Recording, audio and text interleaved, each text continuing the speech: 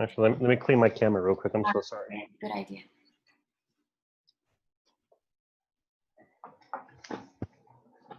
Sorry.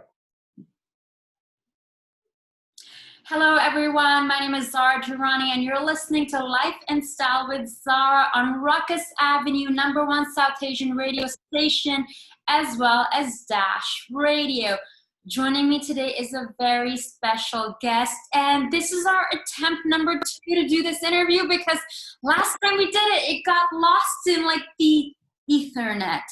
Joining me today is the #1 ranked adventure travel writer on social media. He took the most epic selfie of 2014, according to CBS News, and was Google's 11th most searched name and trend in 2014. People also say, my friend has created and popularized trends that have shaped an entire generation, like droney and 360 selfie. I'm talking about none other than the creator of ConquerTheWorld.com and ModernMotorDiaries.com, Alex Chacon. Hey, Zara, nice to connect with you again. This is my, imagine we're not like social distancing, so there's like lots of fans going, enter the sound, a stadium full of people clapping. Insert audio clip here. Yes, please. Thank you very much to the audio engineer. Thank you so much. Dude, your websites are like amazing. Your websites are wonderful. You guys, you need to follow and check out ConquerTheWorld.com and ModernMotorDiaries.com. We will be putting all of Alex's information at the bottom of Spotify and iTunes, wherever you're hearing. And you can follow him on Instagram, Facebook, YouTube, Twitter. He's everywhere.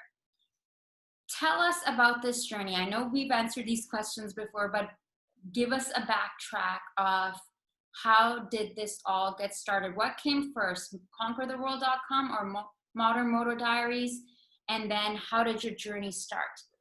Sure, Zara. So basically everything you can find online now is just my name now. It's kind of like just Alex Chacon. If you search it on YouTube or Instagram, you'll find me there to make things simple for everybody. So let me tell you where I'm at now, and then I'll tell you how I got here. So where I'm at now is that I've traveled over 70 countries. I usually travel by motorcycle. I have driven more than 300,000 kilometers across over 100 borders around the world, from South America, North America, Africa, Europe, Asia. I do backpacking. I do a whole bunch of stuff, from adventure sports to off the beaten path adventures. And I love to travel in different unique ways, to film it, put it on my YouTube channel, do the social media stuff like Instagram stories, Instagram videos, pictures, the whole deal. But my main bread and butter is creating really epic and cinematic and just really inspiring viral videos that want to make you get off the couch, or if you're listening while you're driving, get off the road and go off on an adventure on the side road that you see on the street. So my goal is just to produce really great cinematic, wonderful stuff. One of my drone videos just won the 2020 Drone Video of the Year. It also won the 2019 Drone Video of the Year as well. So I just, all my videos are either very unique. It's the first time using techniques and ideas that you've never seen before. And they usually end up on the international news spotlight, all of the social media stuff for the viral videos, those pages. So I love doing that. But now I'm also doing a lot of documentary stuff. I'm doing short episodes and more informational, educational stuff. So that's where I'm at now. Where I started was in 2011, 2012. I was in medical school here in the United States. I was about 23 years old, and I said I want to take a year off and kind of explore the world. But I only had money for about 3 months. So what I ended up doing is I got a motorcycle. I sold everything I had, including my car, my TV, my clothes. I had no knowledge of videography, photography, nothing. And I just took off on the motorcycle from my home state of Texas. And that trip lasted 500 days, and it went from Alaska to Argentina and back, over 23 countries. And I originally had money for 3 months, which tells you that the blog, the website I first had, which was called, it was really long. It was called motorcyclesouthamerica.blogspot.com. Way too long. That eventually evolved into expeditionsouth.com, and then now it's evolved into the modernmotodiaries.com. And that website was just a blog for me to document my journey and everything, and it was great. So then I made a video, after my 500 days, it went viral. I got about 3 million views on YouTube back in 2011. And I said, I didn't know I could make money off travel videos. So then I kept traveling for another 8 months after that. And I made another video, and that's my most famous epic 3 selfie video. If you go to my YouTube or you just search on YouTube or Google, you said 3-year epic selfie, you're going to find my video #1. And that video got over 200 million views worldwide, from YouTube, for Facebook, all combined. People who re-uploaded it, the views off that, the news agencies, the international media, that put me on the spotlight. And I got my 10 minutes of fame in life from that one video. And it's a great video. It used a technique using a selfie that had never been done before. So that's where I started. It just evolved into doing this, and I continue doing it to this day. And you did the selfie stick and the selfie picture before there were selfie sticks. Like, I remember last time we were speaking, you told me how you put the stick together, that it was just like a bunch of pipes. And tell us about that. And what a genius idea. Did you know at the time when you were doing, the 360-degree selfie, or like, I'm going to do this selfie picture? Because I've seen some of your video shots, and I'm like, wow, like Miramax or like Warner Brothers and CW should be calling you to buy some of this footage for copyright, because it is epic. Yeah, thank you. So yeah, you will actually see my footage in commercials for Google, in commercials for Android, for commercials for motorcycle brands like Kawasaki. Yeah, no, I mean, you're right. It is of that quality, and that's why they're, you see them on TV commercials. So yeah, back in 2011, I knew I was going to do this trip, and selfie sticks weren't being sold until 2012, 2013, really. And I said, I'm going to travel. I'm going to do all these great countries and all these great destinations and all these great things.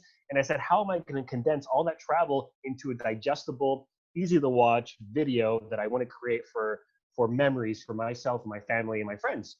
So I said, I need to come up with something new. People have done this, people have done that. So I said, what do I do that's very unique and different? That's when GoPro HD2 had just come out. And it was one of the first action sports cameras on the market. It was the first action sports camera on the market. And I said, sure, I'll do something with this. And I came up with the selfie, and there weren't any sticks. There was no monopod attachment. So what I had to do is I had to engineer my own stick to put a GoPro at the end of it. So I went to dumpsters around my neighborhood, around my home, and I would go get these broken tripods, and I would just try to figure out the tripods and just try to put them together. And if you look at my video, the 3 epic selfie video on my YouTube, you'll see that the selfie stick has evolved over the 3 years that I filmed that video. And you'll see zip ties, the duct tape, to the legs of tripods, to just metal pipes. Because it's the real deal there. This is before they started selling them in Paris by the Louvre. It's the real deal. Yeah, so I had to carry these huge, heavy things around that were like 10 pounds, 5 kgs, all over the world. And it was insane. People were watching me do a selfie before selfies were normal. So in 2011, when I started traveling, people were looking like, what is this weird guy doing, and talking to a camera and doing something weird and spinning in circles? And it's like, people looking like, this guy's insane. And lucky for me, when I released the video in 2014, it was a year of the selfie, the most searched term in all of Google. And I just happened to release that amazing video at the right moment. And that's, the rest is history. Now, some of these things that you've done, and you've received quite a bit of media and press around this, was this like very, obviously it doesn't sound like such a calculated thing. It just happened to be the right time, the right everything, especially with your most recent videos. Like, there's one video I was watching of you on YouTube, and you're driving the motorbike, I think with one hand, and then there's like a shot of you, and I'm like, does he feel safe? He's got like a backpack and all this, how is he shooting? And you're probably carrying a lot of equipment as you're going. So when you're traveling, you're on the road, you're on your motorbike, do you pre-plan these shots? You're like, okay, I want this shot, I'm going to do this, I want this #1 video that's going to go on YouTube, that's going to win all these awards. Like, is that stuff pre-planned? Or is something you're in the moment and you're going with it? So you can never plan a viral video. I've tried it. I've tried to create 10 viral videos in my life, and I've been able to succeed 9 times out of 10. So I have a pretty good ratio, but it takes a lot of work and a lot of dedication. And unfortunately, in today's world, that doesn't work anymore. You need quantity rather than quality now. It's everybody wants daily digestible content. But anyway, that's what's happening now. But back then, I would just create stuff because I wanted to. It was so fun. It was just, I was trying something new. And so I went from the selfie that nobody had done before to then doing the droning, which is what you're talking about. And I would like do this, I would fly a drone and I would zoom it out away from me. And those videos got a lot of views as well. Some went viral. I had a national campaign for the Tourism Board of Mexico to promote tourism in Mexico using that technique that had never been done before.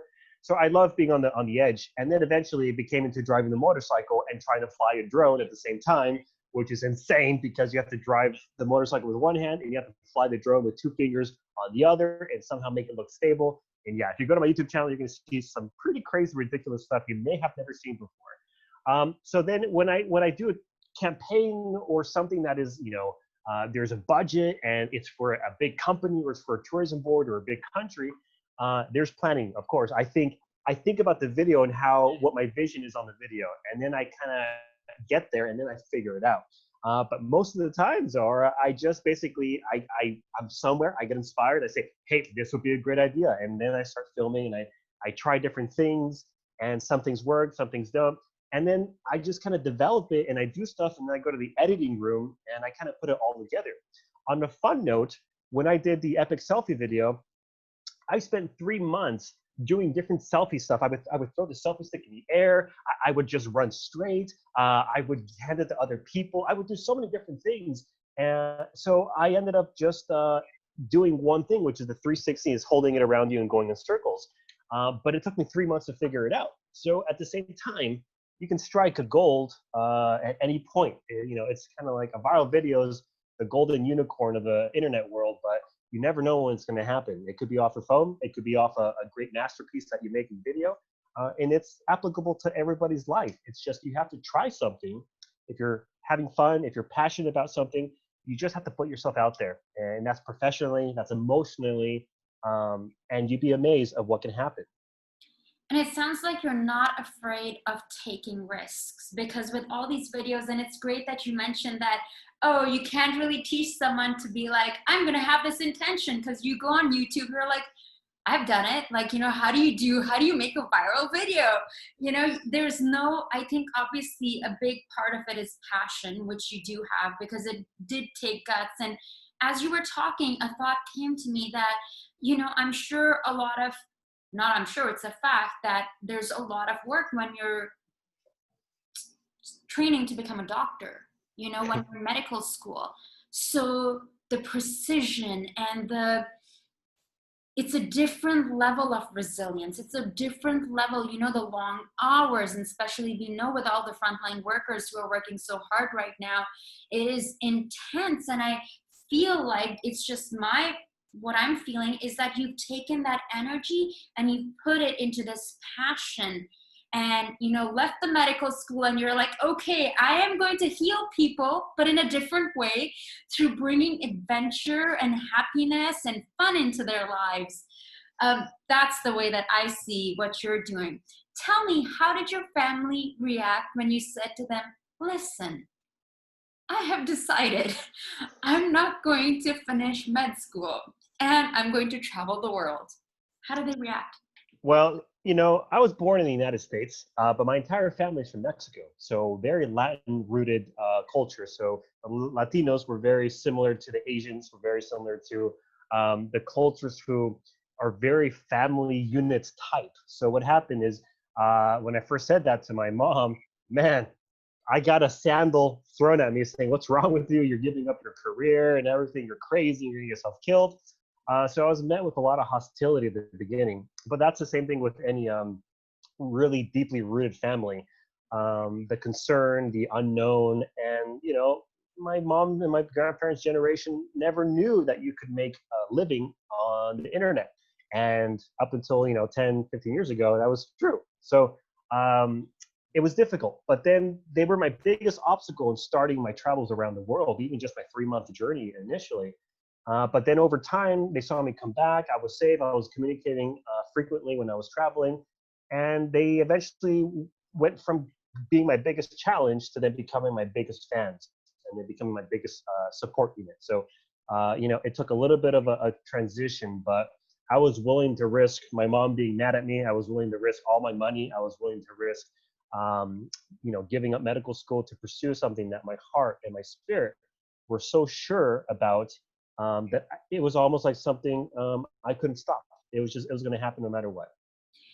Whenever I talk to people who ride motorbikes, they talk about this feeling of meeting themselves and being one with the road and one with the world. One of my friends' fiance, just during COVID, they just lived down the block, bought a bike. And, it's just like, he was explaining the sensation. I know people who've also gotten into accidents and even lost part of a leg, but then they get an artificial leg and then they're still riding. Tell me about that. What is so amazing? Because, Modern Moto Diaries, and how brave it is of you just on your motorbike. Like, I remember talking to you in Uzbekistan and you were talking about, and I'm like, this guy is crazy. He's going to bike in India. And this was not your first time going to India. Like, tell me, what is it about traveling on a motorbike, and what is that experience like for you? Right. And just so you know, I've been to India 7 times. It's one of the most difficult, dangerous places in the world to drive a motorcycle, but I do it every single time. But that just tells you the power of a motorbike. And, a motorbike is freedom. The way our society and our culture really takes it in, and what I hear the most from people who drive motorcycles, it's freedom. It's just, you feel like you're one with the environment, you're one with the people, you're one with the country. I know when I travel, especially in India, we'll just use India as an example, I drive a local Indian-made bike. And when people see a foreigner drive an Indian-made bike, you have an immediate friend. They say, hey, my grandfather had this bike. Or they say, hey, listen, come to our home and have some tea. We've never seen a foreigner here before. Or it's like, I can't believe you're doing this. Like, even we won't do this. So it's a really kind of unique way to travel. It's really off the beaten path. But the feeling you get from it is that you can go anywhere you want at any given time. 2, you can get to places most people can't get to. So you're not fighting people on the bus. You're not trying to figure out logistics. You just strap everything you own on your motorcycle and you take off wherever it is you want to go, to a major tourist destination or in the middle of nowhere to have a moment to yourself. So that mentality and that freedom of your spirit and your mind just doing whatever it wants, or having the access to it, is just a huge thing a lot of people don't have. Most people depend on public transportation around the world. Most people don't go out and travel for leisure. So it's just a very unique way of traveling, and it's unexplainable unless you get on the motorcycle yourself and you say, I have this goal to either just experience the wind in my hair, or I want to make some of the deepest, most profound connections with the most random people in the most urban, or the most, in the villages in the middle of nowhere that I possibly can. And depends what it is you're searching for. I think traveling via land in a motorcycle or a vehicle around the world in different countries is the way to find so many things in life and answers and just experiences and do things that the general public will never even think about being a possibility. Wow, that sounds so amazing. And it also sounds very spiritual. Like, the way that you're describing it, it sounds like a sacred journey, within yourself, but also connecting to the planet. Would you consider yourself to be a very inspirational, at the same time, a spiritual person? So people have told me I'm very inspirational. I'm doing something that nobody's done before, really, and kind of made a career out of it, which people haven't done before, in the way that I have through digital media and the internet and videos and filmmaking. So it's very humbling to hear that. So I mean, it's hard to say, I mean, yeah, sure, we'll go with what people say. And but here's the thing: is people I like said me have that. I'm one of those people. I'll be a fan. I'm a fan. Thank you, I appreciate it. But here's the thing: people like me have existed throughout history. It's just we have different mediums, different tools, and different accessibility to things now that people in the past didn't have. I just happen to be the guy at the right place at the right time, doing something that a lot of people used to do. So the Vikings used to go out and explore and do stuff, and the caveman also did all that stuff. Then people crossed the Bering Strait from Russia to Alaska, and then they populated North America. It's just, some people have the accessibility to film it, and some people were just trying to survive not being killed by saber-toothed tigers or mammoths. And the great thing is now you're making money with it. You're monetizing it. This is, of course, this is your passion. This is your dream.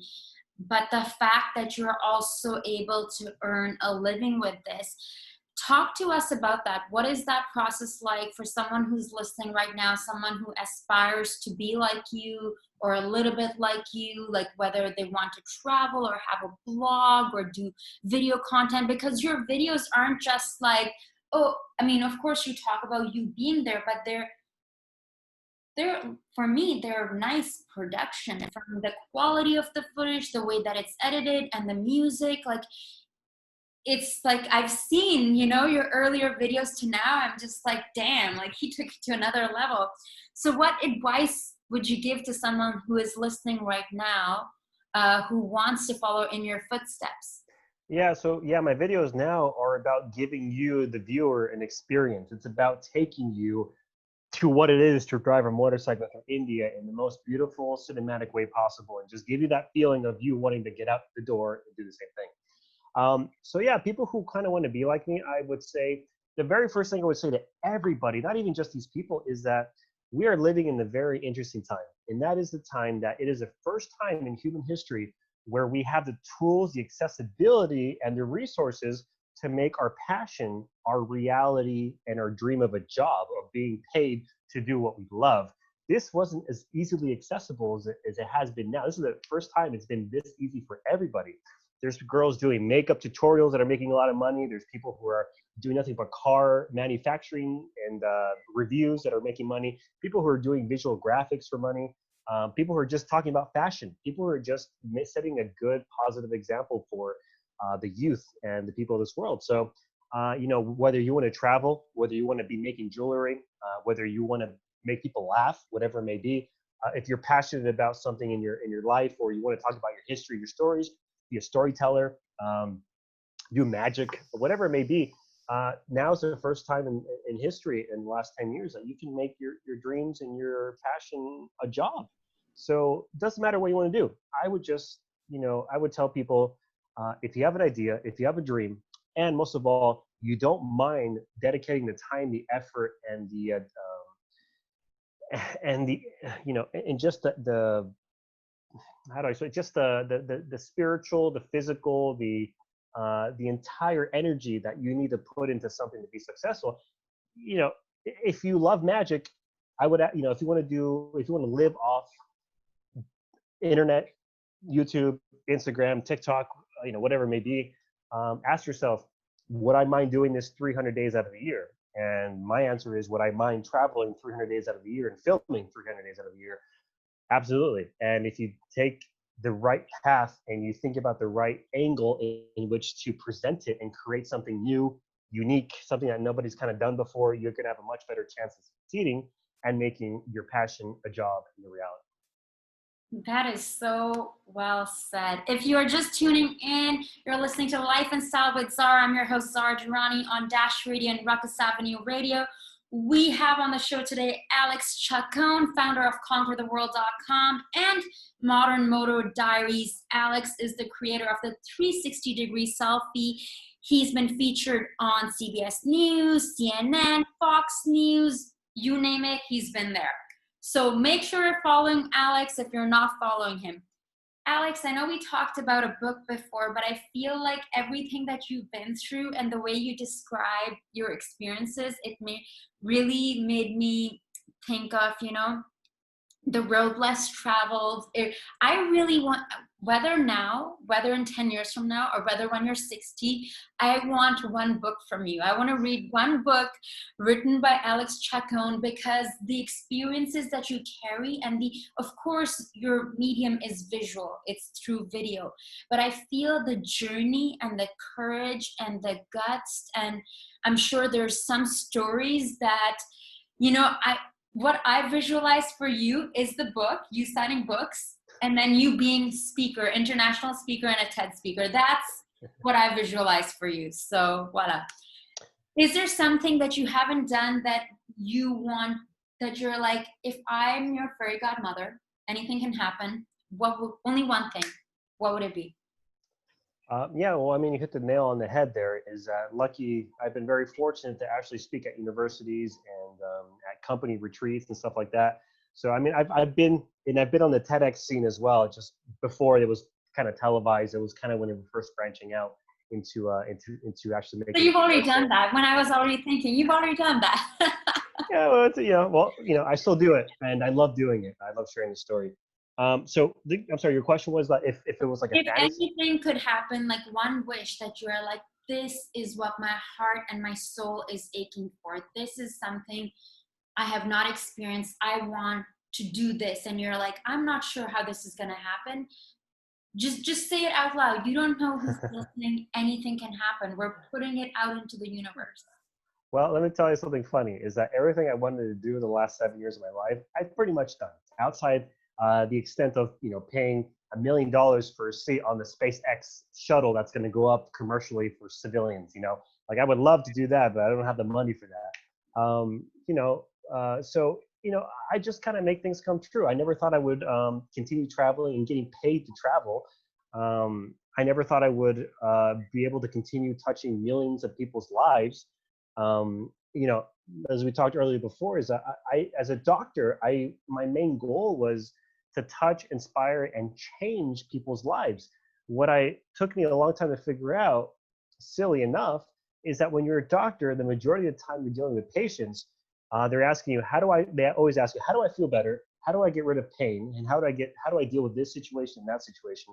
And about 50% of the time, it's basically just like eat better, exercise more, and take care of yourself better mentally, and come back in 6 weeks and tell me if you feel better. And 50% of the time, that's what it is. It's just telling people eat less, eat healthier, better exercise, and have a better work and lifestyle balance. So I didn't, in the course of a lifetime of a doctor, I think I could have inspired maybe between 20,000 and 50,000 lives. But with one video that I published for the first time, I was able to touch 3 million people's lives. And over the course of the last 7, 8 years, 3 million. You heard it right. 3 million. That's a lot of people. yeah, and now with over 200 million views worldwide on my video, I think I've been able to inspire and touch more than 20 to 50,000 lives in around this world to travel, explore something within themselves, to think about life a little bit differently. So, I wish I could say I had a dream and something I haven't achieved, but I'm sure I will continue further. But for the meantime, I'm pretty happy with what I've been able to do with starting from nothing. And at the very young age of 32. So Oh, let's you put that flatter out me, there Zara. too. Let's put that out there too. Bravo to you. Um, Now, do you listen to any audiobooks or read any books when you're traveling? Like, what are you doing? So, for example, on your journey to South America, or even when you're going across India, are you listening to music? Are you listening to something to pump yourself up? Are you much of a reader? Yeah, so here's the unfortunate part about traveling on a motorcycle around the world is that when you're driving a motorbike through India, the last thing you want to do is take one of your senses, which is your hearing, out of the equation. I'm When obviously not one. I don't drive a motorbike, so So when you're driving on the streets of India, let me tell you what you're facing. You're facing loud traffic. You're facing people running lights. You're facing animals and cattle on the street. You're facing people talking and yelling and people honking. So trust me, the last thing you want to do is to dull your main sense and making sure you're safe and you're doing things they'll be like, okay. "Oh, there's the American boy." Yeah, and it's sometimes even the stop signs, people talk to me, so I can't be Yeah. hearing music. Um, I'm sorry, I got kind of lost in the question. Yeah, What no, was the no, no. question? That was it. I just wanted to know, like, if you're much of Oh, I'm right, yeah. into So then, audiobooks. I'm so really then when I was, yeah, Audible. right. So when I was driving from Alaska to Argentina, I apologize. When I was driving from Alaska to Argentina, it took me 500 days to go, round trip. And there were some days that were very difficult. I did have music on those days when I would just be driving for 24 hours and I'd be driving over 1,000 kilometers and there would be nothing, just a gas station gassing up and keep driving, keep driving. And yeah, it was the most mentally challenging time of my life. So I sometimes had to pump the really hard rock music to kind of not fall asleep, to stay attentive, to kind of remind myself why I'm doing this and why I'm suffering and why I'm choosing this challenge and this way to travel. So yeah, and then sometimes when I'm just like the majority of the times are I don't listen to anything because the part of traveling on the motorbike is just being in the moment, is just experiencing life for what it is, and dealing with the cold, dealing with the rain, dealing with the honking cars, dealing with the pollution, dealing with the random people selling fruit on the street, dealing with border crossings and talking to officials and so forth. So yeah, sometimes I do, sometimes I don't. I kind of like to balance it, but that's the beauty of traveling the world via overland, is that you get so many different sensations. Which is real quick on a quick point. One of the things you never thought about is that the most incredible part about traveling on the road with a motorcycle around the world are the smells. And that's, crossing strawberry farms, that's crossing pineapple farms, even crossing Cuban cigar factories are some of the most blissful, rich, and flavorful smells you'll ever have. And that's kind of part of the experience of why I choose to travel on a bike. It's different, it's unique, and it's very unforgettable. Have you ever thought of making a documentary, like a full, fledged on your journey from the beginning to now and what you've accomplished at such a young age and like how many countries you've been to? Because Yeah, you so you, already have a lot of this footage. Yeah. So, I mean, you had mentioned a book, and you said you expect a book from me at some point. I would love to do a book. Don't get me wrong. However, doing a full feature documentary, a movie, whatever it is, I don't think would touch, inspire as many lives and people as creating 3 videos a week, at the end of the year, producing over 200 videos.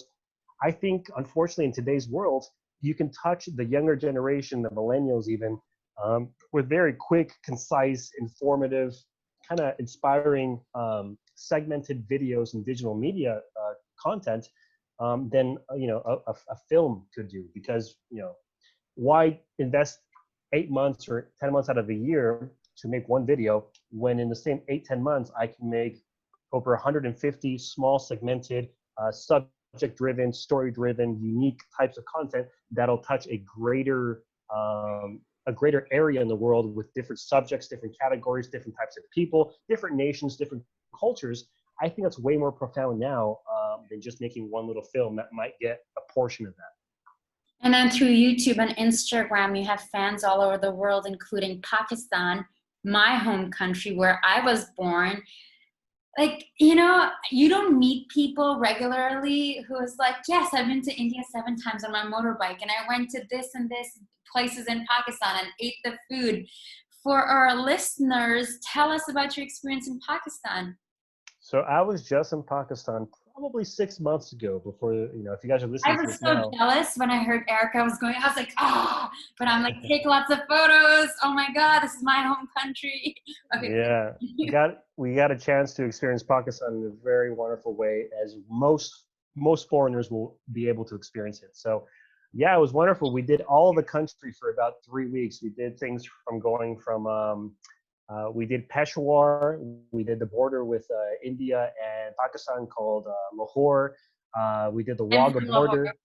Yeah. Okay. So there you go. So then we did also Karachi. We did all the way to Swat in the valleys up in the Himalayas. Unfortunately, it was coming winter, so we couldn't go all the way to the Kashmir border area. But got a chance to experience a lot of Pakistan. And let me tell you, the best thing about Pakistan, the best asset this country has are the people. Because I had such an incredible experience with the people walking through the bazaars and the markets. People were friendly, very open. I got so much wonderful video footage. If you go to my YouTube channel, you're going to see all these videos of Pakistan coming up. It was really one of the most incredible countries, friendliest people I've ever met. It's so great to hear, because of course, like less than 100 years ago, we were the same country, India and Pakistan, and now, separate, and with everything going on politically and stuff, not many people in the West get a chance to go and experience Pakistan. And a few times I've met a few mountain climbers who go to climb, these alpine climbers, and to hear your experience, it just makes me really, really proud. Now, tell us about a very dire circumstance when you had to keep on driving your motorbike. Like, some whether at daytime or nighttime, like something that you look back and you're like, man, I made it through that. Like, I can't believe I made it through that day or night. Yeah, so unfortunately, driving a motorbike around the world, I like to go to places where there's no people, places where there's never been another human before, and just has amazing scenery that hasn't been captured before. So, yeah, I put myself in a bit of risky situations sometimes. There's been a few situations traveling the last 7, 8 years to 70 countries that, I kind of thought, is this the end? One of them has been that I was driving in South America down to Patagonia, and I was stranded with a broken motorcycle for about 4 days without food. Luckily, I had water, but yeah, I definitely thought the first day was exciting. The second day was kind of confusing. The third day, I was absolutely sure I was not going to make it. So I filmed this whole thing saying, Mom, this is, if anybody finds this, please give this to my mom. This is my address. These are my last words. You're And kidding. yeah, luckily on the fourth day, I was rescued. So I kind of experienced this kind of like, it sounds very dramatic, but it's just like this life death thing, and you start thinking about things differently. And yeah, my life changed after that. Then I've had situations like in India, I ate something that wasn't very clean because I was being cheap on food, and I got a parasite, and I ended up losing around 20 kgs of weight. A lot of health issues. I'm okay now, luckily. And I've had other situations to where just rescuing people off the side of the road, people who had accidents, showing up with the medical knowledge that I have, even being credited with saving some people's lives at times. So, I've kind of been through, being on the receiving end to the giving end of the life-death scenarios. Wow. When you were talking about Swat Valley in Pakistan earlier, it is very different than the rest of the country, isn't it? Oh, I'm sorry, which part? Swat Valley, you said you went Oh, to. yeah. Yeah, it's really. It's different. Yeah, I mean, it was crazy because we were just driving, and then our tour guide said, "Hey, that's where the where the previous leader of the Taliban used to live, and he used to run this little carriage that goes across a river." And you're going like, "Well, I've heard of the Taliban before. I've heard all," and it's crazy. It's just like, it's just I was crazy there when I history. was a really, really young one, like I was 4 years old. So, wow, Yeah, but at the same time, you then go to the village that's 10 minutes away, and you meet the friendliest people in the world. completely, completely. That is so astounding just hearing your story. Now, is this something that you picture yourself doing till the very end? Um, I know I have a limited amount of time, just like we all have a limited amount of time with life, but also through what you're doing, because you can't keep up the pace that I'm doing for very long. And when you start getting family, and you start thinking about future, and you start thinking about finances, if you try to be a beauty blogger or vlogger, and it doesn't work for you for about 2 years, you're going to have to think about something else, because out of 100,000 people who try it, one or two or three will succeed. So it's not for everybody. It's a difficult way. So I am certainly taking it for all it's worth. So I am appreciating, I am loving it, and I will do it probably as long as I can. And then when things alter and change and evolve, that's exactly what I'll have to do as well. Now, do you edit and do the music and everything of your videos yourself, or do you have someone else who helps you out? Yeah, when I started doing the Zara, I was a one-man show. Today, I am still a one-man show. So I always thought about creating my username as the one-man team or the one-man film crew or something, because nobody's going to have as much passion, determination, and effort into a project of yours than yourself. And when you try hiring people and you try paying people to help you do this, the message and the work suffers, and it's not what you want. So I did that once or twice, and I said, you know what, it's not working well. So I've had to, I am everything. I am the marketing manager. I am the talent. I am the traveler. I am the editor. I am the marketing agent. I am the distribution rights. I'm everything from developing, creating, promotion, sending, and it's a tough job. It sounds like it requires a lot of discipline, Alex. Like, are you a morning person? Like, tell us, what does your daily routine look like? Like, do you work Monday to Friday, or you're like, no, I'm only gonna do 3 days a week? Or how?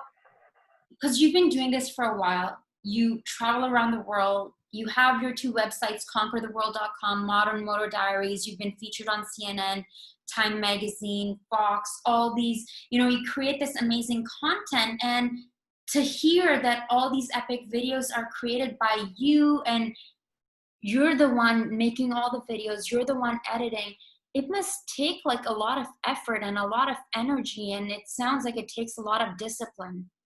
Of course, it actually is. It's a full-time job. I work 7 days a week, really. And yeah, I mean, sometimes I take a break, but yeah, 7 days a week is what it is. And it's difficult, but if you like what you do, you never work a day in your life. That's a saying, right? But I do believe you have to work because you have to do things you don't want to do. And it's tough. I mean, just look at the whiteboard behind me. I have all my week planned out. I have everything that I got to do. I try to keep a schedule, and having a positive mentality is definitely the hardest part, and discipline, because you can get lost in the creative world where you think you're doing something productive and you're not, or you can't even start to do something productive, or you can't be creative. So writer's block is a real issue. Inspiration is a real issue, and self-motivation is one of the hardest things about running your own business, about being running a sole proprietorship or a business of one. And that's what it is. You got to motivate yourself, and you got to find things to work towards and to live for, and to somehow strategize and market for a competing business world. So when you're going through a slump, what do you do to motivate yourself, to give yourself energy boost? Well, here's the funny thing is that I traveled and I edited and I did all these things for about 3 years straight. Then I took about 8 months off, and I had a creative block for 8 months, almost a full year. So that's the problem with what I do and what we do here on digital media and other travel bloggers and influencers, is that a lot of us, not just myself, we have these huge stints of trying to recuperate from such a difficult workload and creative block. So I just try to keep myself positive and say, balance it out. Just don't go crazy. There's moments where you'll have to go crazy and just work as much as you can, get it out of the way, so that then you can enjoy and relax. So just like any job, it has its challenge. And some people are more resilient than others. So it's hard to say what's the most difficult thing, but it's all just a game. It's a balancing act, and it's just about how much more efficiently can you do it than the next person. And are you an early riser? Do you have like every day, okay, I'm going to wake up at 7 or 6, or, I know I'm not such a regimented person because being a creative person, yet at the same time, I do like waking up in the morning and having the sun shining in. Most of the days I try to journal, or, if I'm going through a slump, like last year when I was living in Paris, I had a bunch of clients who hadn't paid me on time, and, you do the work and it's like, okay, how do you build up your energy? For me, it was like guided meditations. Like I had to do it because my anxiety would be so high. And in order for me to show up fully for my existing clients and deliver and be of service, I had to make sure I was taking care of myself. And in between, I would listen to audiobooks, and I have like a community of expats, like people I would talk to get this stuff out.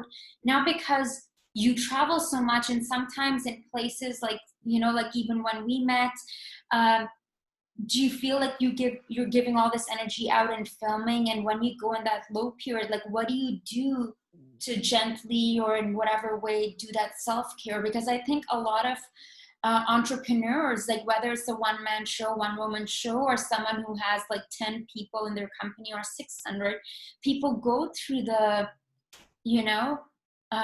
questioning, what am I doing, and then where do I get that energy from? So what do you do to boost yourself up? Yeah, it's this type of work, as it just comes in waves. So you have wonderful waves, you got tough waves, challenging waves. So what I do is that what really excites me is I think, wow, I'm going to take a 3-month trip. I'm going to take a 3-week trip through India, and I want to make one great video out of this. Or I tell myself, I'm really excited about the song and using the song and getting the rights for the song and being able to make a video out of it. So these little goals and these little challenges have little rewards. So I always like to reward myself in kind of weird and unique ways. I say, I'll travel for 3 weeks, I'll make this great video, and then I'm just going to chill out at a beach for about a week. And then there's other times where you say, cool, I'm going to try to get this many views on a video, and it's a challenge. And if you end up getting the views, you feel really great about yourself. So in traveling and doing, and self-motivation, what I do is just, I'm so determined. I'm a very, what do you call it? I love challenges, and I'm very determined. So if I can make a challenge of something, I'll do it. If I want to learn to juggle, I'm going to learn to juggle well. If I'm going to make a film that I'm thinking I can get 1 million views on this, I'm going to really try to get 1 million views on it. And just these small little goals, pushing you up, pushing up, pushing up, and little success in goals and achievements is kind of what keeps me going. So do you get a lot of checks from YouTube? Well, every month you get a check from YouTube, right? Oh, yeah. So, most of us creators, we get a check every month, but sometimes it depends. Sometimes you get $50 and sometimes you get $14,000 per month. It just depends what kind of a creator you are and how many views you're actually getting. I really want to know what is the biggest check. It's like TMI. I'm like, Well, show us. Well, here's the beauty of the internet is you can find out exactly what people are making, and you just go to these websites called like Social Blade and they'll basically tell you, and you go to any creator's channel and you see how many views they are, and they'll give you a range of how much they're getting every month by the views. Depending on where your views come from, it's a different amount of money per view. So for instance, if you get 1 million views on a video, if your entire general public is from India, 1 million views equates to about $300 to $800 per million views. But if you get 1 million views off viewers from Europe or North America, that check can be between $900 and $2,000. It just depends where your audience is, where the money for advertising is. So if you just go to any YouTuber's channel and you see how many views they've had this month, you can kind of calculate how much they're making. And this Social Blade does an okay job at giving you a range of how much creators and people are making off views. Do you get asked to speak at conventions and places like that to talk about social media and marketing and all that stuff? Because, through being self-taught, it sounds like you know so much and you've been in the game for a while. Yeah, I've been lucky to be asked to, universities in Florida to speak at online events at some of the biggest motorcycle events in the world. I just got back from India just 4 months ago at the largest motorcycle rally in India, a country with 1 billion people. So, and that is very heavy motorcycle culture. So that was very intense and amazing. So people ask me a lot for different reasons. Sometimes the companies, the big Fortune 500 companies ask me to go talk about social media, growth, evolution. Sometimes the motorcycle community asks me to go speak about travel, adventures, about filmmaking, about resources. And sometimes people ask me to just like Rotary clubs and more for personal self-growth and challenges and structure and just, pushing yourself and elevating yourself personally. So luckily with what I do, I've had all those experiences in very deep and profound ways. With experiences that make me quite educated in the subject of growth, and I'm a prime example of a success story. So it works well for me. Beautiful, very well said. In the world of social media, a lot of people talk about the sense of comparing, competition, looking at social media, like don't compare your insides to someone's outsides. However, you are someone, who's creating, like, yes, it's not the lipstick world or the fashion world, but you're creating a different reality. I had a friend who was traveling a few years ago a lot, and while at the same time going through a breakup, and she would put up all these photos and people were emailing her saying, I hate you. I'm so jealous of you. I hate you. And like her friends or like people she had known. Does that ever happen to you? Like, do you ever look at someone else's work and you doubt your own stuff, or do you use that as a challenge of how can I grow and make my work better? Or do you get emails from people who say, hey, I hate you, I want your life, but in a negative way? Yeah, I haven't heard too many of that. I kind of hear the playful thing of where it's like, oh, I hate you, or I'm so jealous, or whatever. It's just either at the I say that to you. I say that to you. I said, I'm so jealous. Yeah, so it's interesting your friend went through that, but yeah, it does exist. There's a lot of internet trolls and haters out there. I've gotten everything from from people who are unhappy with what I'm posting, or people who say, "Oh, I must be rich and I must be a trust fund baby because I'm traveling all the time." Yeah, people will just talk on the internet just to talk. So you get positive, you get negatives, but the majority of the time, most people get positive feedback.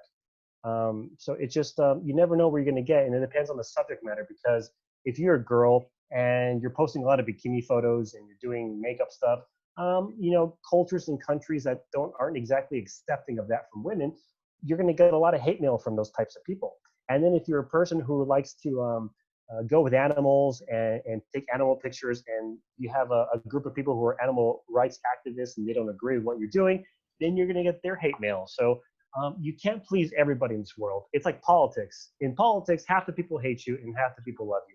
In the internet world, you're always going to get hate, just like politics. And you just have to learn to live with it, and you have to learn not to do anything too socially unacceptable. You can be yourself and you can be outlandish, but people just do things sometimes to get views and create outrage.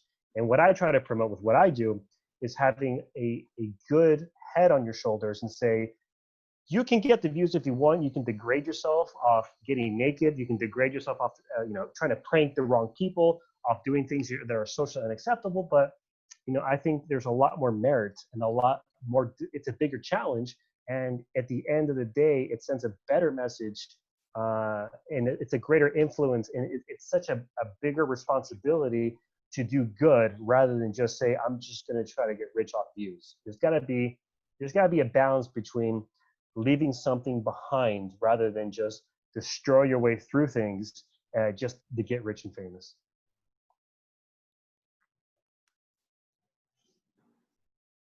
So imagine it's 100 years from now.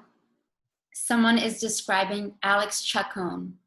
How would you want them ideally to describe you? Well, what I'm hoping when I die is that my dream in the next few years is to have enough beautiful footage and content and these wonderful stories I've been able to create, that I just want people to go to my funeral and for 2 hours just sit down and watch a full length feature film of everything I've done throughout my life. So what they say is what they say, but I would love to have a 2 hour film of just saying, this is where he started, this is what he did, and take you on this crazy journey until the last day. So I would be happy with that. Is your adrenaline always kicked in when you're traveling, for example, to places like Egypt or India or Pakistan? I mean, of course, you've been to other places too, but a lot of the places you travel to, countries you travel to, someone from like a small town is not going to be like, yes, I'm going to pack my bags and go to Pakistan and go visit the mountains, and then someone's telling them, so-and-so used to live there. Do you find calm in sense of danger, or is your adrenaline always kicked in and you get high off of that naturally? So my entire life, I've always been, I used to be a semi-professional soccer player. I did a lot of sports. I was always quite good at everything I tried and did. So, achieving and being strong and kind of, I'm a tall guy. Although I'm Mexican, I'm 6 feet 2 inches, almost 188, 189 centimeters. So I never had an issue with trying to prove anything. I mean, I love to challenge myself and prove. But that being said, it's hard to say. Remind me how you said the question. As do you ever find a sense of calm? There we go. Got it. Okay. So, because I can imagine there's a lot of adrenaline. Right. For me, when I was living in France, because I didn't speak the language, my nervous system was so much more activated than when I am in Vancouver, because I was hyper aware. Yeah. So what I was saying is that with growing up the way I did, with not really having any predators, or I got bullied a little bit, but I was always able to get out of it just because of my size and how I was able to manage that. I got the experiences and I knew what they could potentially be, but I never got full-fledged, full-on stuff. So I never really felt like there was something that I had to really be worried about. So I was always very calm, very relaxed, and I was very level-headed each and every single time. I would try to take care of situations and problems analytically and logically and intellectually rather than physically. So that took me very far, because when I travel and stuff, I'm very calm. I'm just kind of like, cool. whatever happens, happens. I will try to get through it logically and rationally. And here are the tools that I possess. And how am I going to deal with this? What are my options? So I love the challenge of doing that in a very calm and effective manner. I love that's just what I am naturally because of the way I grew up. Um, so yeah, I mean, I have my adrenaline moments, but it's usually I'm a certified skydiver, so I will have my adrenaline moments in that atmosphere in that place. But when I'm traveling, since I travel 300 plus days out of the year, I can't be hyped up 300 days out of the year. So I'm just naturally calm. I say I know what I'm doing. I have an exit plan. I have plan B, plan C, plan D. This is what I want to do, and I just kind of go with the flow. And there's not really much that gets me off balance unless there's a very dangerous situation to myself or others around me that I'm traveling with, where I say, okay, I might have to fight somebody, I might have to get the adrenaline up, I might have to run, I might have to do this. So those are the moments where, yeah, the adrenaline kicks up. But the majority of the time, it's just I'm super chill and relaxed. So it's really hard to get me off my game. And I guess with your look, how you physically look, you can actually blend in to, yes, you can blend into different countries totally. You can blend into like in Uzbekistan or Pakistan or South America or India. Do you find that that is beneficial for you? Yes and no. Let me tell you why. I have a beard, as you can see. It's somewhat of a long beard. It's not super long, like an Afghan beard. But yeah, so if I shave this, I look like a little kid. That's just the reality of it. So wearing this though helps in a lot of places. So I can pass as a U.S. citizen, I can pass as a Mexican, I can pass as a Spanish, I can pass somewhere in Europe, even North Africa-ish, and people don't really quite know where I'm from. So the beard, the masculinity, the hair really helps in the Middle East. It really helps in North Africa. It helps in Europe. Um, but yeah, it can get you into trouble at the same time, because if you're a single male walking through the streets of Egypt and you look Egyptian, which apparently I look Egyptian, yeah, the police and the officials will talk to you in Arabic, and they won't take no for an answer. And if you tell them no, I'm not Egyptian, they'll be like, prove it. Um, it's just it's not always the best thing to look like a local. That's the thing. It's actually better to travel looking completely foreign in a lot of the situations. Gotcha, gotcha. 3 words of advice to any entrepreneur. Doesn't matter what they're doing, what kind of business they're starting. 3 words of advice. Sure, I would say have a plan, be unique and different, and execute. Wonderful. Alex Chacon, my friend. Hopefully we will get to travel again soon. You have such an inspiring story and so many things I didn't know about you. Very well spoken, in person, very, you're tall and all, also very gentle and kind and just a very friendly person. And I can see how that your travels around the world have turned you into this worldly, open-minded, amazing human being.